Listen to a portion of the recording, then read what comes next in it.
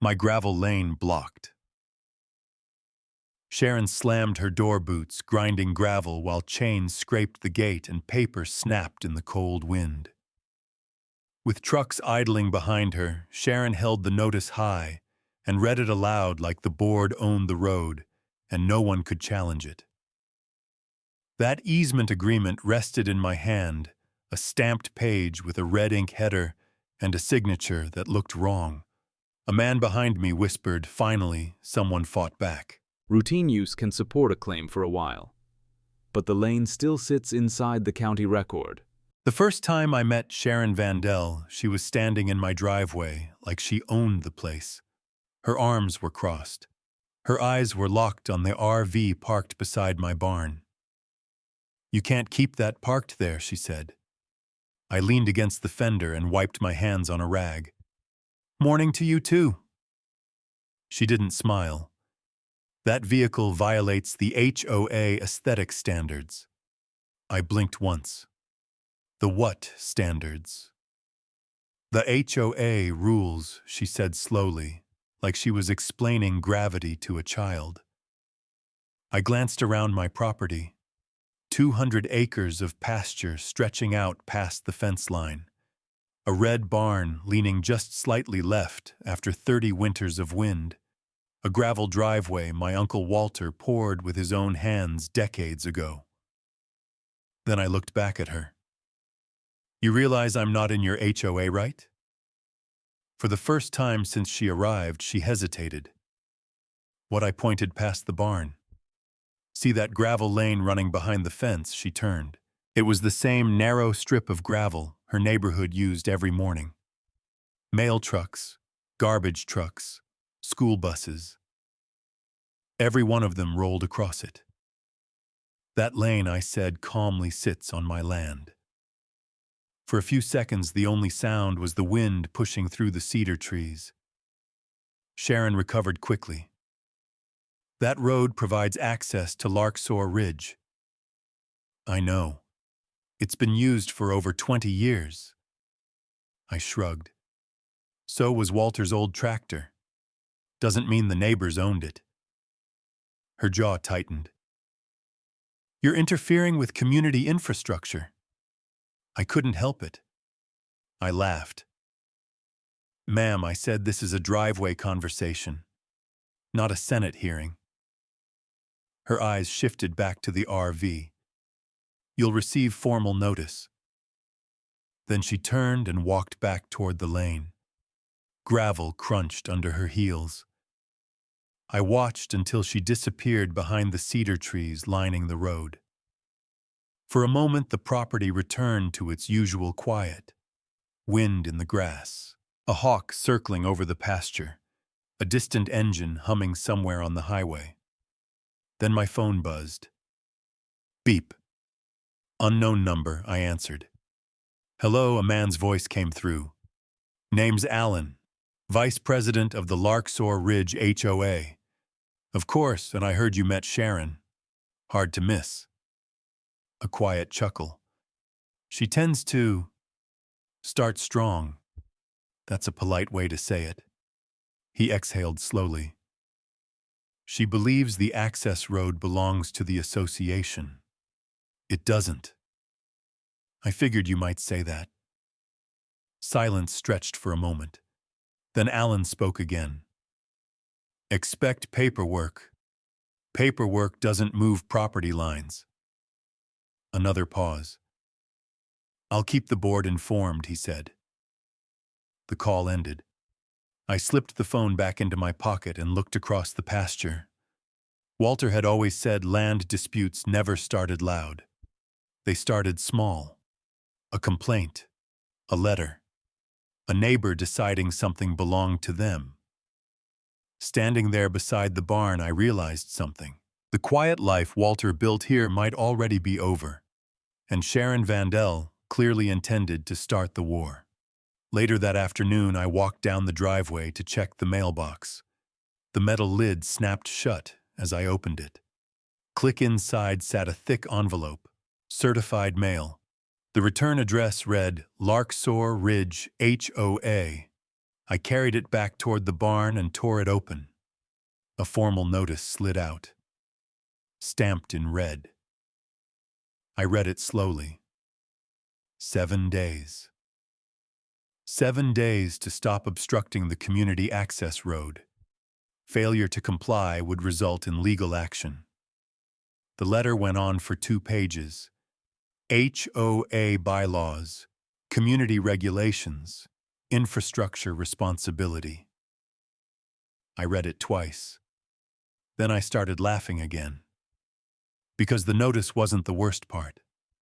The meeting was already scheduled, and judging by the tone of that letter, Sharon thought she already knew how it would end. She didn't. But she was about to find out. Informal access can last for years without ever becoming a legal right. For shared road use to carry weight beyond neighbor agreement, there usually has to be some traceable entry inside the public filing system.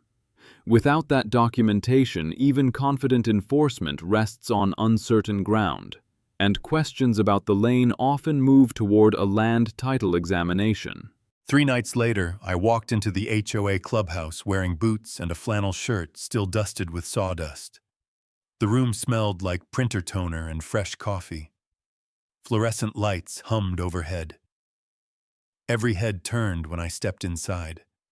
Sharon Vandell sat at the head of the long conference table like she was presiding over a hearing.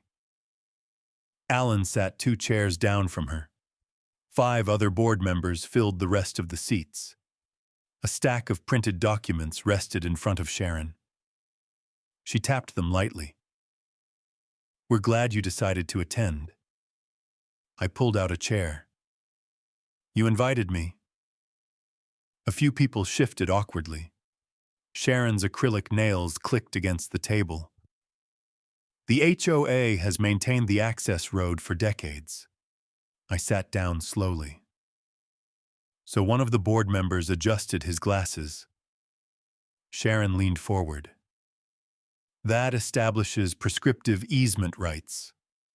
The phrase hung in the room. Someone scribbled notes. Another board member nodded, like they had just heard a winning argument. I reached down and opened the manila folder I'd brought with me. Inside were copies of Walter's records, land surveys, old receipts, and one particular page. I slid it across the table. The paper stopped in front of Alan. He picked it up. "What's this, a permission letter?" He scanned the page. His eyebrows climbed. Notarized. Signed by Walter. Dated nearly 15 years earlier. Sharon leaned forward immediately. "Let me see that." Alan handed it over. The room went quiet. Even the fluorescent lights seemed louder. Sharon read the document once. Then again. The notary stamp sat at the bottom corner like a small, stubborn fact.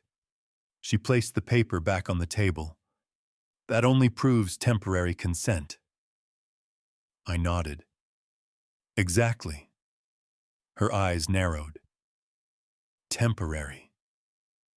A murmur ran around the table. One board member whispered something to the woman beside him. Another flipped through the HOA packet nervously. Sharon kept her voice steady. "Then the association will pursue legal recognition of the easement." I folded my hands. "Fair enough." Alan looked relieved for a moment. Then I added one more sentence. "While you're doing that, I'll be installing a steel gate across the lane." The room froze. A chair creaked. Someone dropped a pen. Alan looked up sharply. "You're serious?" "Dead serious." Sharon's chair scraped slightly as she leaned forward. "You can't block the only road into the community." I met her stare. "Watch me." For a moment, no one spoke. The tension in the room thickened. Finally, Sharon inhaled slowly. "You realize that could delay emergency services?" I shrugged. Or you could negotiate. Alan rubbed his temple. What exactly are you proposing? I leaned back in the chair. $2,000 a month.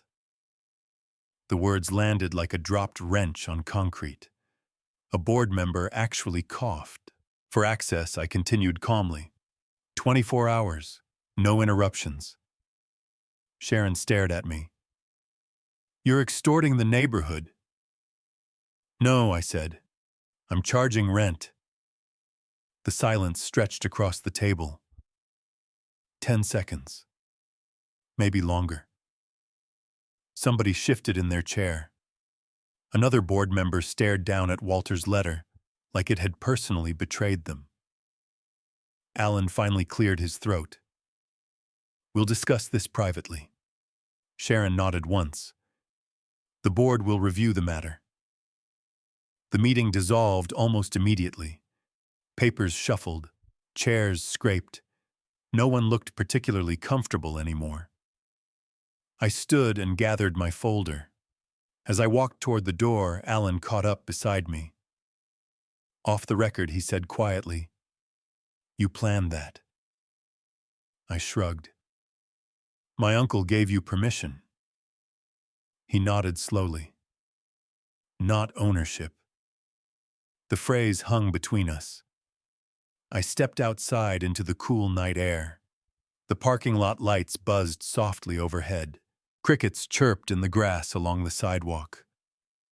For a moment, I just stood there looking toward the dark hills where my property began. Walter had always believed in keeping things simple, but Sharon had turned a gravel lane into a legal argument, and now the argument had a price tag. 2 days later, I walked down the driveway to check the mailbox again. The lid snapped open. Click inside sat another envelope. This one smaller. Plain. No legal language printed across the front. I carried it back toward the barn and tore it open.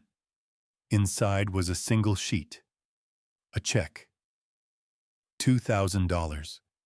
Signed by Larksoar Ridge HOA. I held it in my hand for a long moment. Wind moved through the pasture. The gravel lane behind the barn stretched quietly toward the neighborhood. Mail trucks would be rolling through again tomorrow morning. School buses, too. Only now the board understood something Sharon hadn't expected. That lane didn't belong to them, and if they wanted to keep using it, they were going to pay for it. I looked back toward the barn and imagined where the steel gate would go. Posts set deep, crossbar heavy enough to stop a truck, a lock that didn't care about HOA rules. The idea had started as a warning. Now it was becoming a plan. The first orange survey flag appeared 2 weeks later. It stood beside the gravel lane near the creek, bright against the damp grass. I noticed it while hammering a fence post back into place. At first I figured it was just leftover construction marking. Then I saw the second one, 20 yards deeper in the woods. Another one after that. And another. The line of orange flags curved slowly uphill toward the ridge that bordered the north end of my property. I wiped the sweat off my forehead and followed them through the brush. Branches snapped under my boots. The lane faded behind me as the markers continued deeper into my land. That's when I heard the humming. A low, mechanical buzz. I stepped through the last row of cedars and saw them. 2 men in hard hats stood beside a tripod scanner planted in the dirt. One man held a tablet. The other adjusted the scanner head slowly left and right. I walked toward them. Morning. Both men turned. Morning, the taller one said. What are you measuring?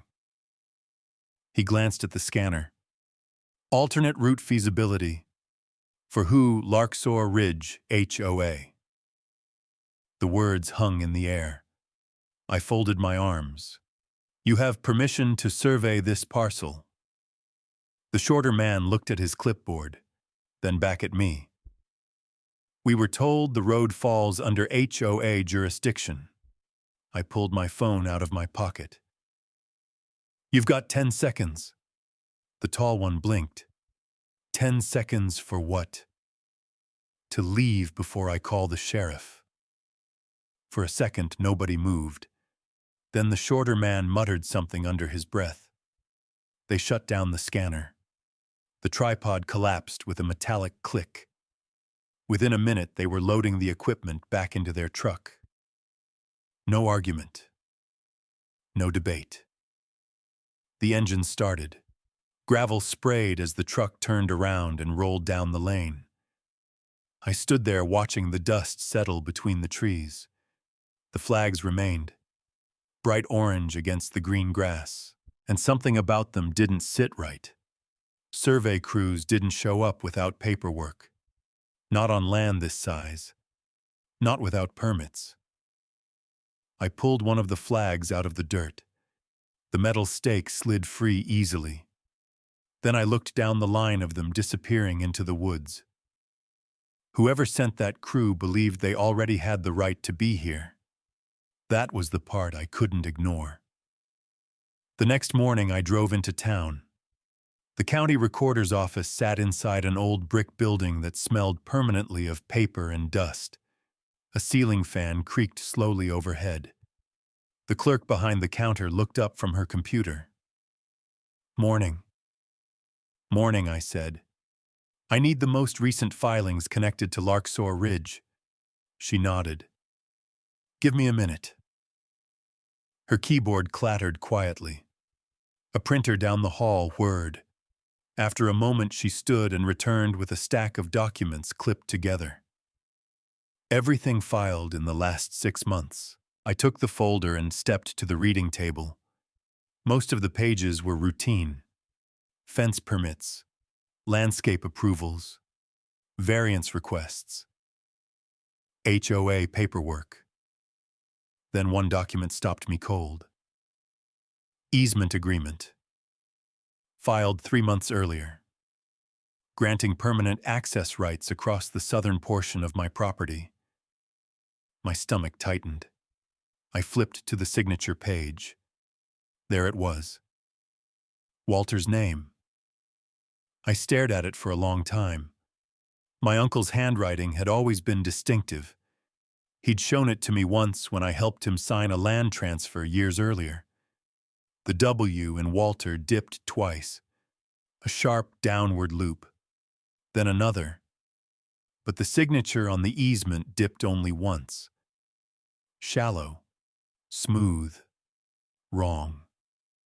I leaned closer to the page. The room seemed to get quieter. Finally, I said it out loud. "That's not my uncle's signature." The clerk looked up from behind the counter. "Problem, maybe." She walked over. "You want copies?" "Yes." She carried the pages to the copier.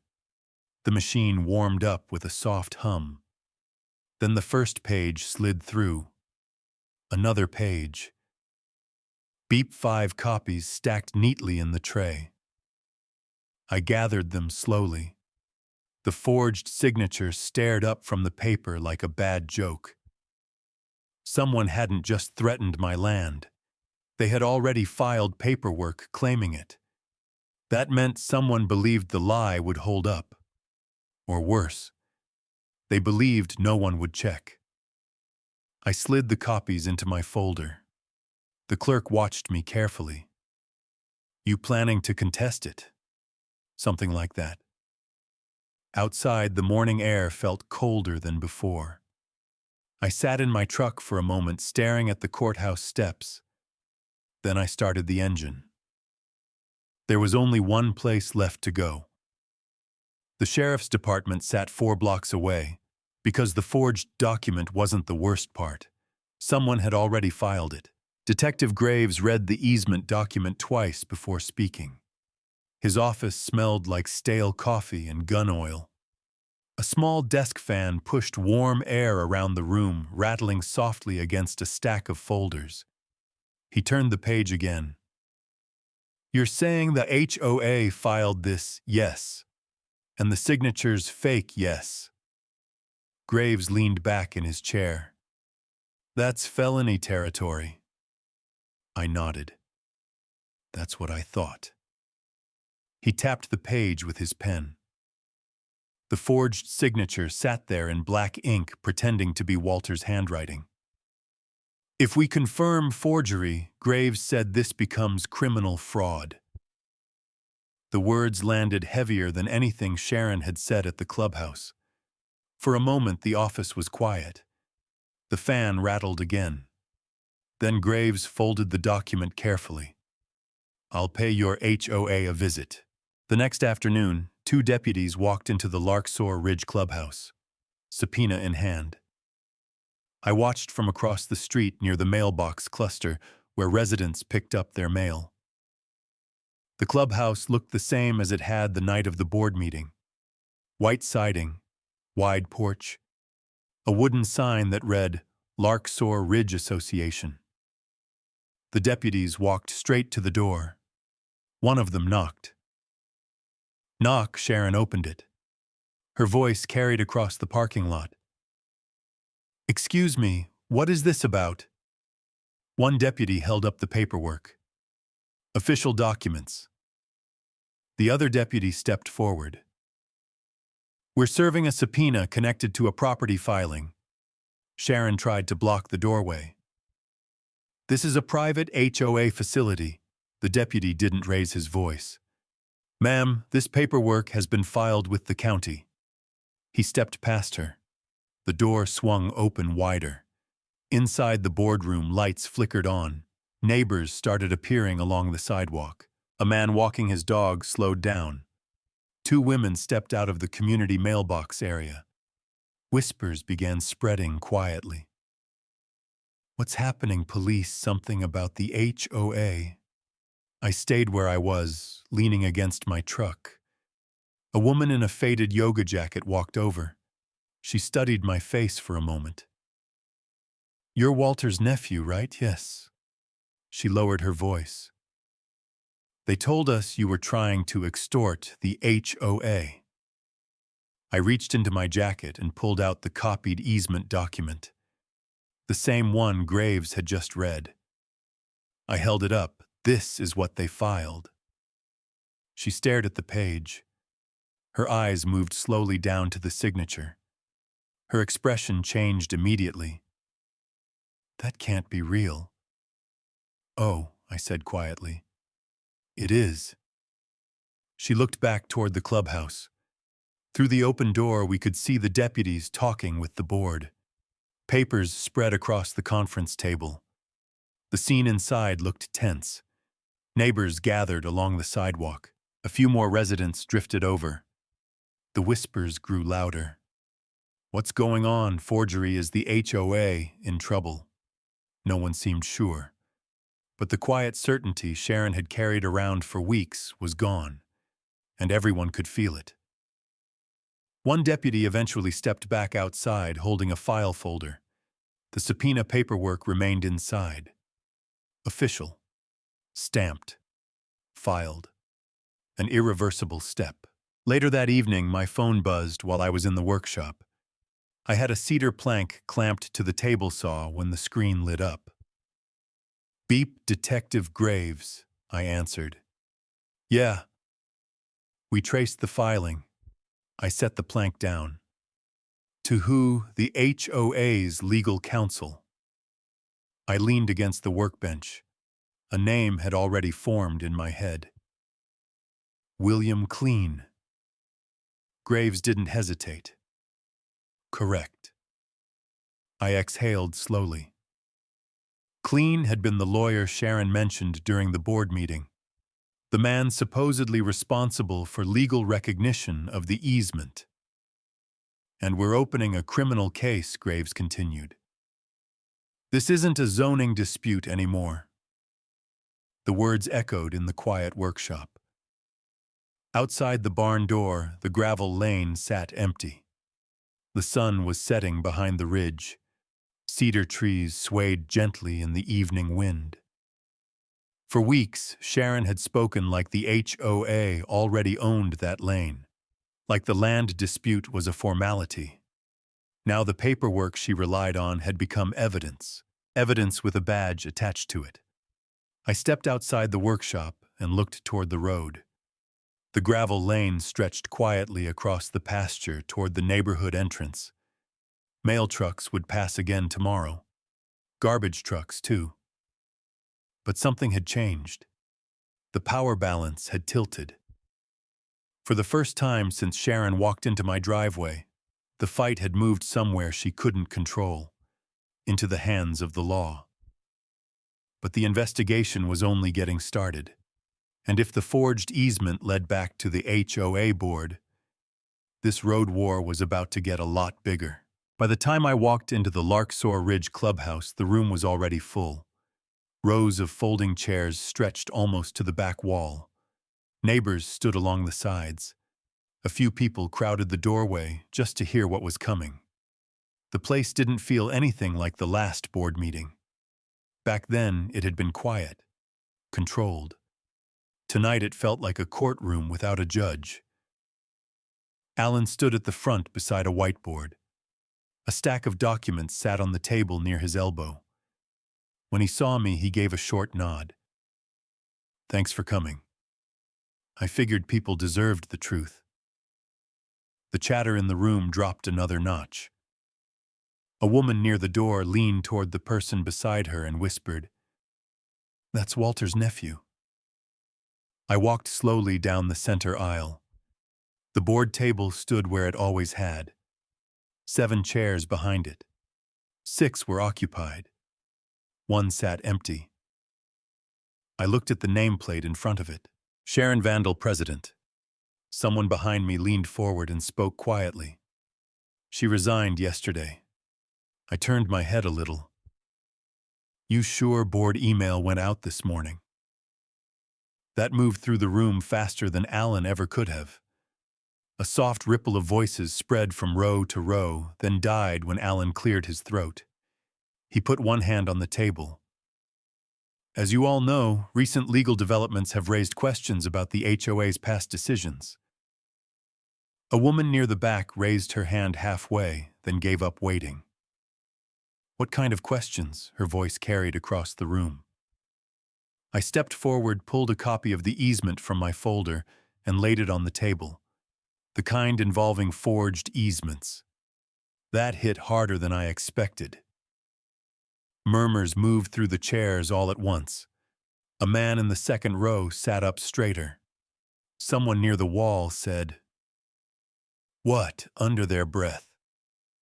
Alan picked up the document and held it so the front row could see. "This document," he said, "was filed with the county earlier this year." He turned the page. A man in a baseball cap leaned in. "That's Walter's name." "Yes," I said, "but not his handwriting." Silence settled over the room. Not the polite kind, the heavy kind. People leaned forward to look. One woman covered her mouth. Another stared at the page without blinking. Then a voice came from the back. "Are you saying the HOA tried to take the road?" I shook my head once. "I'm saying someone tried. No one missed the difference." Alan lowered the paper carefully and set it on the table. Then he said the next thing the room had been waiting for. "We've opened a full financial and legal audit." An internal audit inside a homeowners association marks the moment when suspicion begins converting into a structured review. Once financial records are opened, board authority no longer operates only through internal consensus. Documents move from private control into a verifiable record system, where expenditures, reimbursements, and penalty income can be examined line by line. In most associations, fines and administrative fees flow through the same accounting channels used for maintenance budgets and legal services. When an audit begins, those channels become traceable. If irregular transfers appear inside that ledger, governance authority quietly shifts from board discretion toward external oversight, and potential regulatory scrutiny. This time the reaction was quieter, but it went deeper. A few people looked at each other. A few looked at the empty chair with Sharon's nameplate still sitting in front of it. Alan kept his tone even. Financial records are being reviewed line by line. Fines, reimbursements, legal expenses, penalty income. Everything connected to association spending is being examined. He glanced down at the stack beside him and rested a hand on it. Once those records are opened, nothing stays informal anymore. That was all he needed to say. He didn't go on. He didn't have to.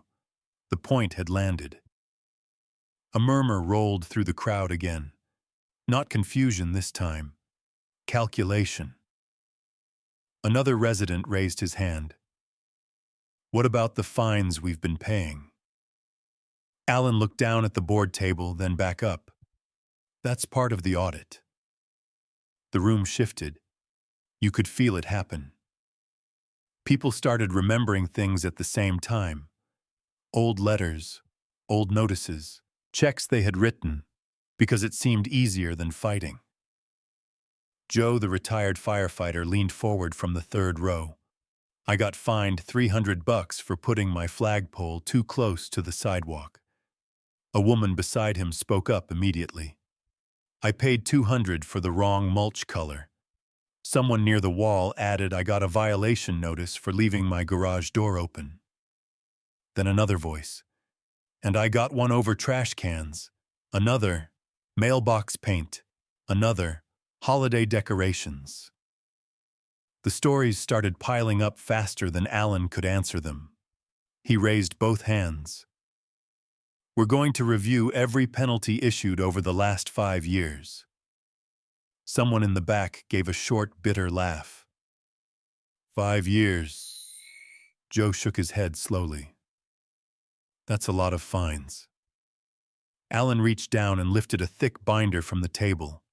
He set it flat where everyone could see the cover. HOA, Financial Records Preliminary Audit. He pressed his palm against it once. This review will include every fine, fee, and legal expense. That changed the room again. Before that moment, people were upset. Now they were counting. I watched faces tighten row by row as they did the math in their heads. Some stared at the binder. Some stared at the empty chair. Some looked down at nothing, replaying years of notices and payments. I stepped forward before the room could spin off on its own. This was never about punishing the neighborhood. Heads turned toward me. It was about protecting my land. Joe nodded from the third row. That road was Walter's generosity. His voice carried better than most. Seems someone mistook it for ownership. That line hung there for a second. No one argued with it. A woman in the second row leaned toward the binder. Can residents see the audit results? When the review is finished, yes, Alan said. Another hand went up. What about the lawyer who filed that document? That one slowed Alan down just a fraction. The authorities are handling that part. He didn't say more. He didn't need to. A few people exchanged looks immediately. Everybody in the room understood what that answer meant. Criminal investigation. The questions kept coming after that. Some were sharp. Some were cautious. Some sounded less like questions than admissions that people had ignored too much for too long. A man near the side wall asked whether board votes had been documented correctly. A woman by the door wanted to know if prior legal bills were being checked too. Someone asked whether residents would be reimbursed. Someone else asked whether Sharon had approved the transfers herself. Alan answered what he could, deferred what he couldn't, kept one hand near the binder the whole time like it was the only solid thing left in the room. Every few minutes, somebody would glance at Sharon's empty chair. That seat did more talking than anyone else did. It said she was gone. It said the room knew why. It said the old version of the board had already started collapsing. About 40 minutes in, the noise finally eased, not because people were satisfied, because they had reached that point where anger gives way to a colder kind of attention. Alan stepped forward again. Tonight wasn't about pointing fingers, he said. It was about transparency. Joe gave a dry chuckle. Transparency would have been nice 5 years ago. That got a few tired laughs. Just enough to break the pressure for a second. Alan nodded. Fair point. He closed the binder. We're going to rebuild the board structure and policies. That brought the room back into focus fast. Someone near the doorway asked the question everyone had been circling around all night. What happens to the road now? Every face in the room turned toward me. I didn't answer right away. I looked across the chairs first. Neighbors, couples, people who had trusted letters because the letters came on official paper. People who probably thought rules were rules until someone weaponized them. Then I said it. The road stays open. The relief was immediate. You could see shoulders loosen, hear a few breaths come out. But I didn't leave it there. But the agreement stays the same. The room tightened again. I paused long enough to make sure everyone heard the next part. $2,000 a month. Joe leaned back in his chair. Fair price for 24-hour access. Several people nodded. No one objected. Alan looked toward the window facing the gravel lane that led back toward my property. You still planning that steel gate? Yes. A few heads turned. Joe shrugged. Honestly, that might be the smartest thing in this whole mess. That ended it better than anything Alan could have said. The meeting broke apart in pieces after that. Chairs scraped, papers shuffled. Small groups formed immediately. Some people came over and shook my hand. Others just gave a nod on their way out like they were still sorting out what they had heard. The night air outside felt cooler than it had going in. Parking lot lights buzzed overhead. Crickets worked the grass beyond the curb. Alan walked beside me toward my truck. Things are going to get messy, he said. Truth usually does that. He looked down the road leading toward my property. You still planning that steel gate? Yes. He nodded once. Probably smart. I drove home slowly. The gravel lane curved through the trees the same way it always had. Quiet.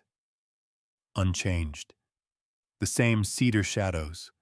The same pale strip of road. The same pasture beyond it. But the story underneath it had changed. By the time I stepped out of the truck, the pasture was silent, except for the wind moving through the cedar branches.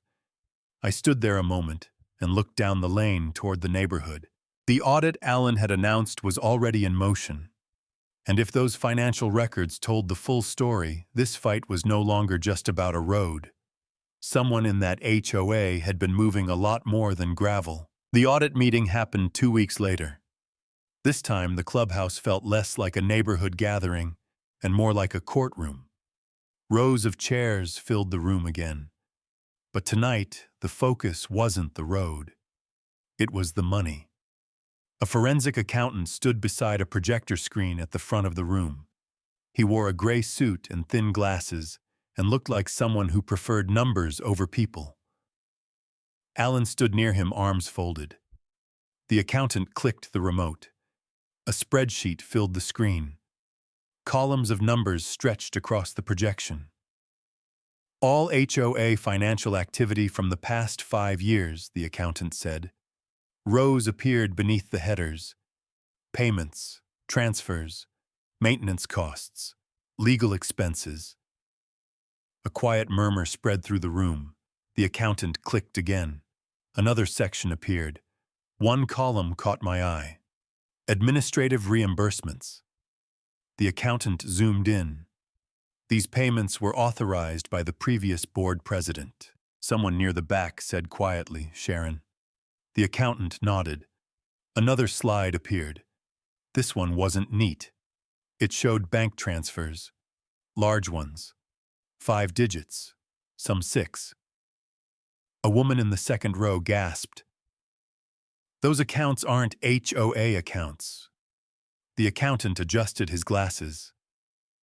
"No," he said calmly. "They're personal."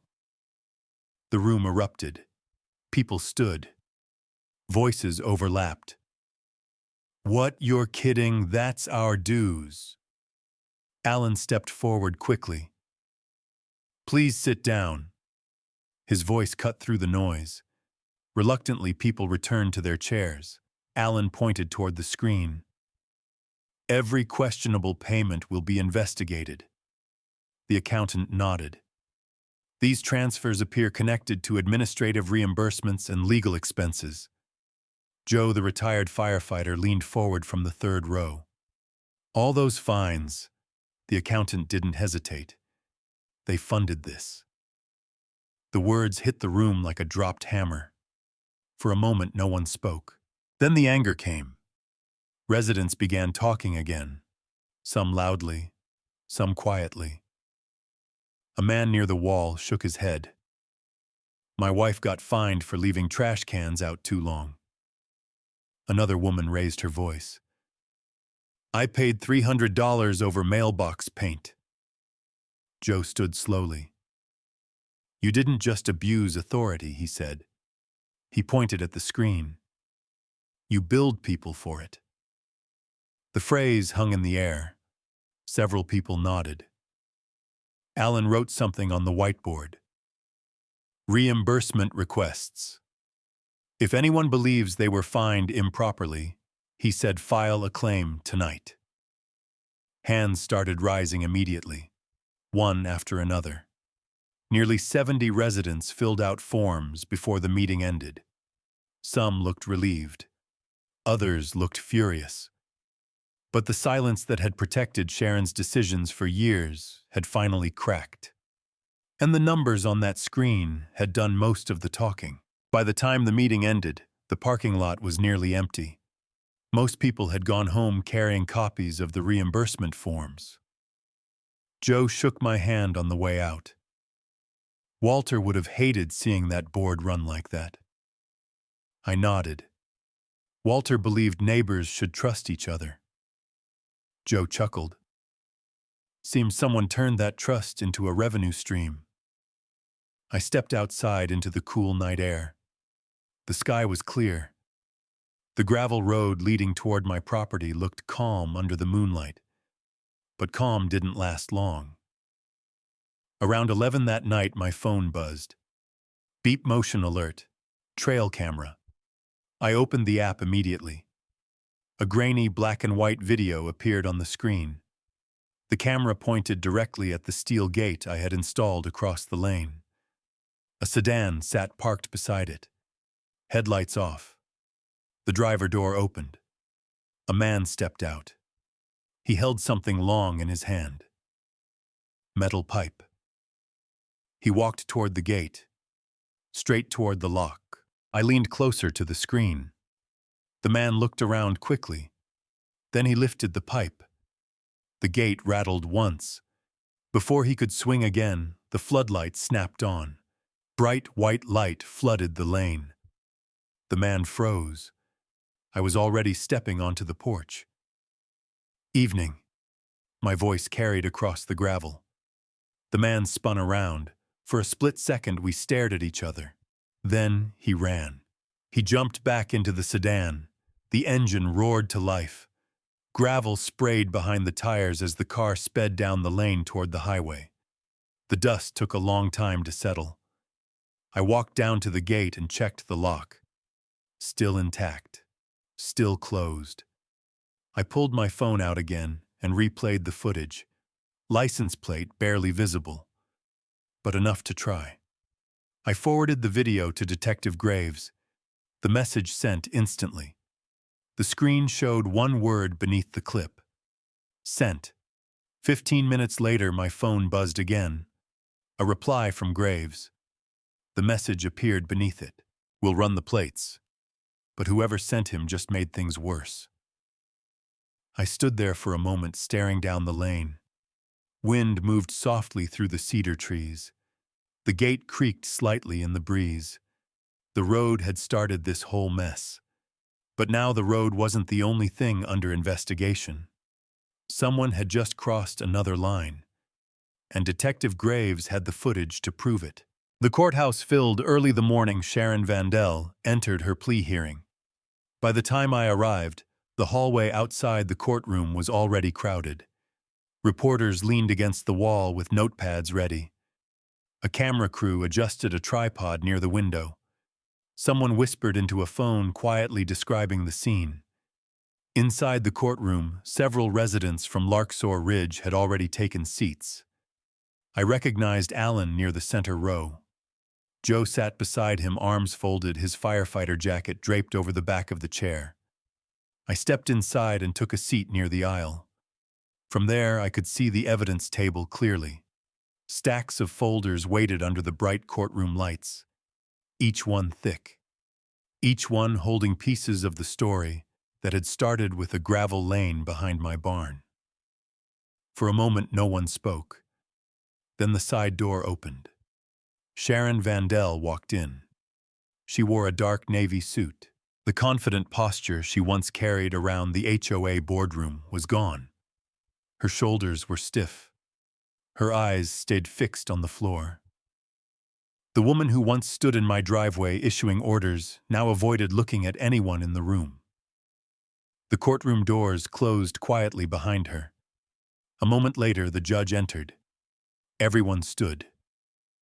"All rise," the bailiff announced. The judge settled into her seat and motioned for everyone to sit. Papers shuffled softly as the courtroom quieted again. Sharon sat beside her attorney at the defense table. Across the aisle, the prosecutor arranged a stack of folders, each one labeled, each one ready. The prosecutor stood first. "Your Honor, the state presents charges of fraud, document forgery, and financial misappropriation."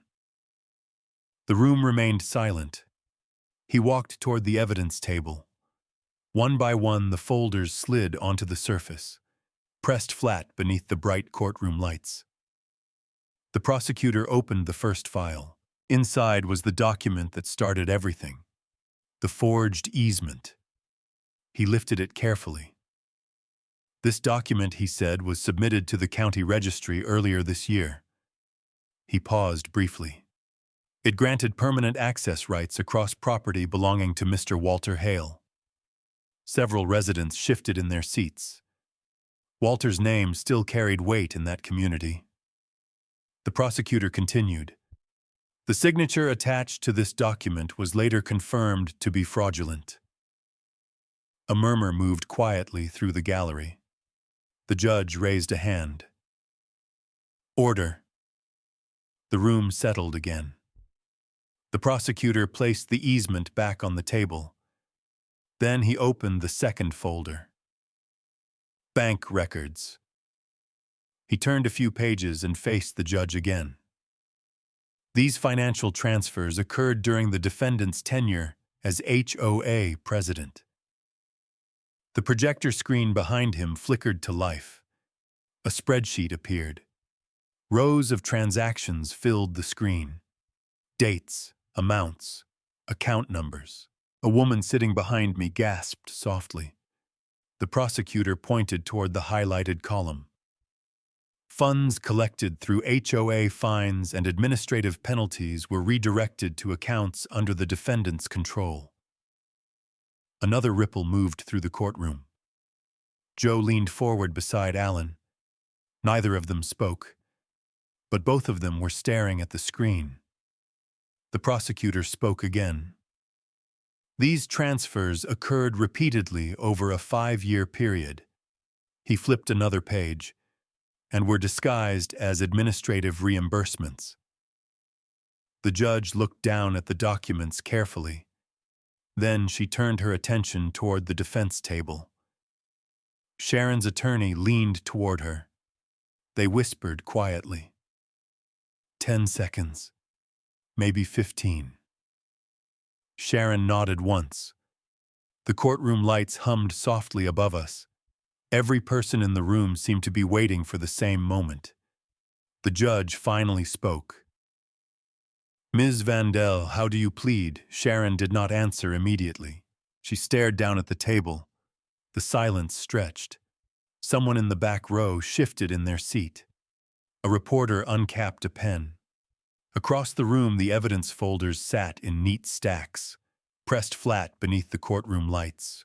All the decisions Sharon had made, all the letters sent to residents, all the fines written in red ink, now reduced to documents in a criminal case.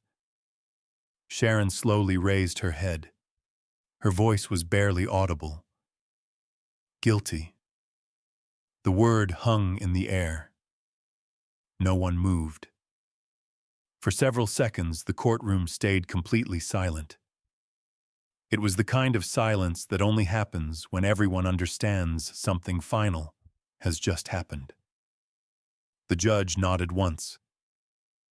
Sentencing will occur next month. She lifted the gavel.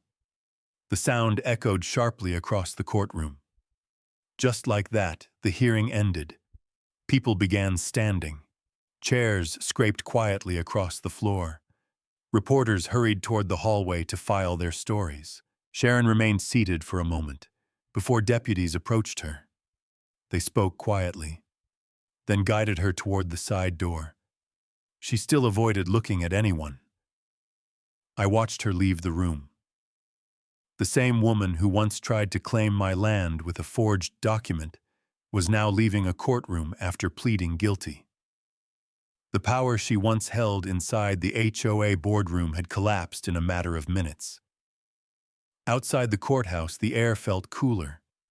Reporters gathered near the steps. Cameras pointed toward the entrance. The town square buzzed with quiet conversation. Alan stood near the railing, rubbing his temples. I still can't believe it, he said. Joe stood beside him. Neither can I. I stepped down the courthouse steps slowly. The street stretched toward the center of town. Cars passed through the intersection. Normal life continuing the way it always had. Alan looked over at me. Years of fines, he said. Years of decisions nobody questioned. Joe shook his head slowly. All because someone thought authority meant ownership. I leaned against the stone railing. Permission was never ownership. Joe nodded.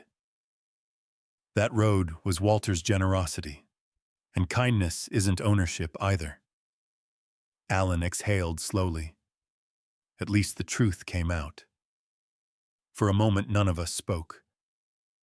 The courthouse doors opened again behind us. Several residents stepped outside. Some looked relieved. Others looked stunned. But everyone understood what had just happened. The conflict that began with a gravel lane had ended with a guilty plea. The law had spoken, and the road was still mine. For the first time since Sharon Vandell stepped into my driveway weeks earlier, the fight was finally over. The community meeting that followed looked nothing like the earlier ones. The last time residents gathered, the room had been filled with tension, spreadsheets, and accusations. Tonight, the park behind the clubhouse looked more like a small-town picnic. Long, folding tables stretched across the grass. Instead of legal documents, they held casseroles, cornbread, baked beans, and pies covered with foil. Children ran across the field chasing a soccer ball. Someone had set up a portable speaker playing quiet country music near the pavilion. For the first time since the road dispute began, people looked relaxed. Alan stood near a freshly installed notice board beside the pavilion. A small crowd gathered around him. When I walked over, he nodded. Glad you made it. Wouldn't miss the first peaceful HOA meeting in months. A few residents chuckled. Joe stood nearby holding a paper plate piled with food. He pointed toward the notice board. "You'll want to see this." Pinned beneath the glass panel were several new documents. The heading read,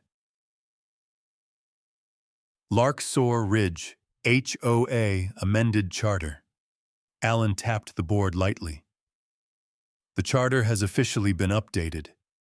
He pointed to the first sheet. Independent review of all fines. Another page listed the next rule. Board term limits 2 terms maximum. The third page listed something several residents seemed especially interested in. Full financial transparency. Joe nodded slowly. About time. A woman standing beside him laughed. "I've been waiting years for that rule." Another resident leaned closer to read the board. "So no one person runs the whole HOA again?" Alan shook his head. "No single authority." Someone near the back said quietly, "That would have helped 5 years ago." Alan didn't argue. He just nodded. Then another resident approached with a clipboard. He looked like he had spent most of the afternoon organizing paperwork. "We also approved construction of a secondary emergency road," he said. I nodded. "That's smart." He pointed toward the ridge beyond the park. "It'll run along the north side of the development." A few residents looked relieved hearing that. Ambulances and fire trucks would have another access point if the main road ever closed. The man lowered his clipboard slightly.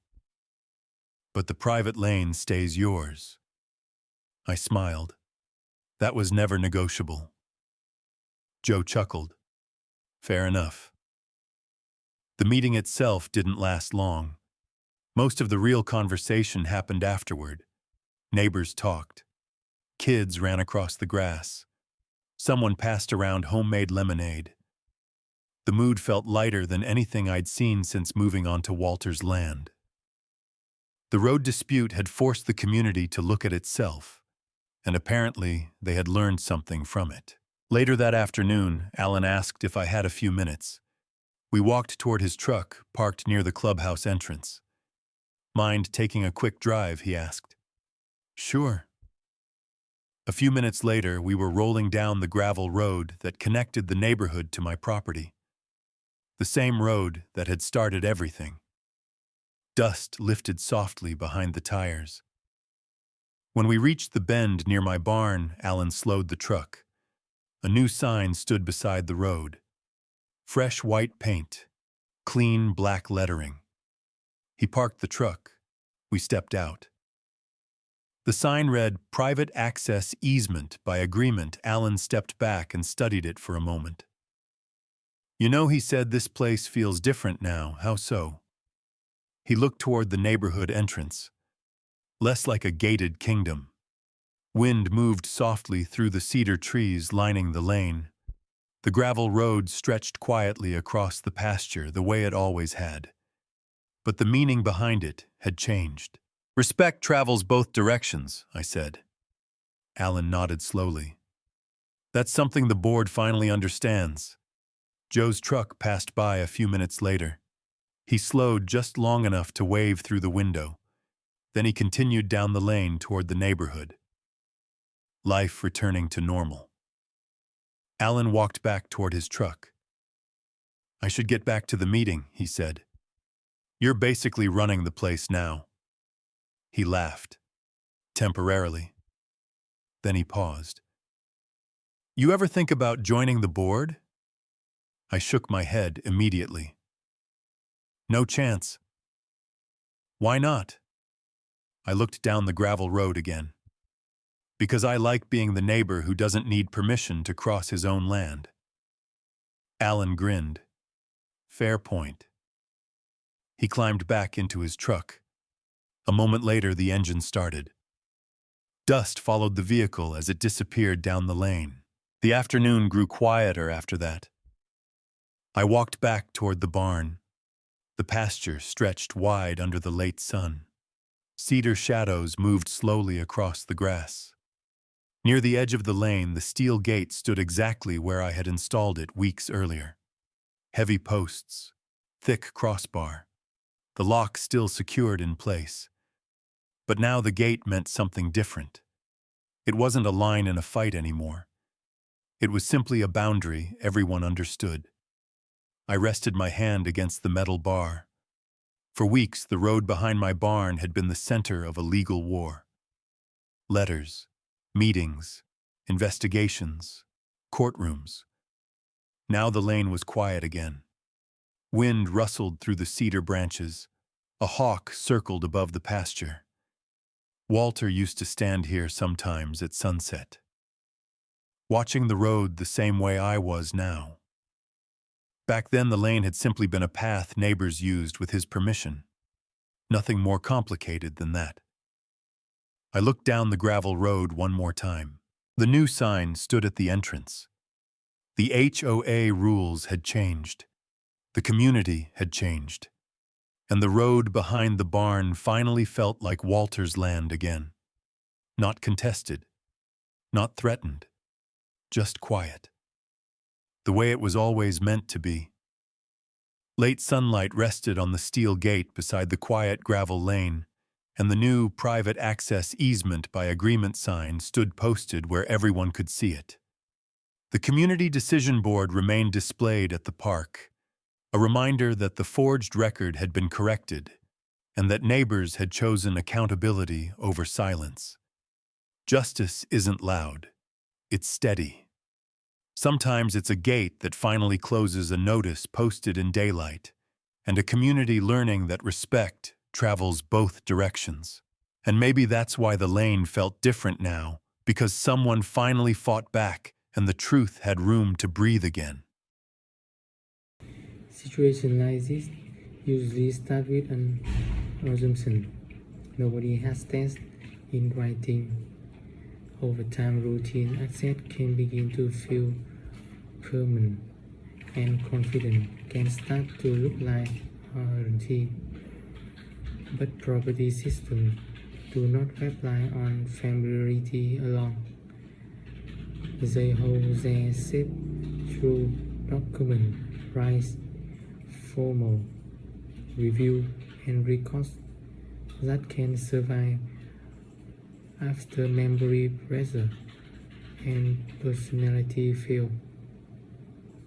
The real risk in dispute like this is not just conflict, it's what happens when habit keeps moving long after proof runs out. In the end, structure beat assumption, and that is often how their fights are finally settled, not by who speaks the loudest, but by what was actually preserved when it mattered.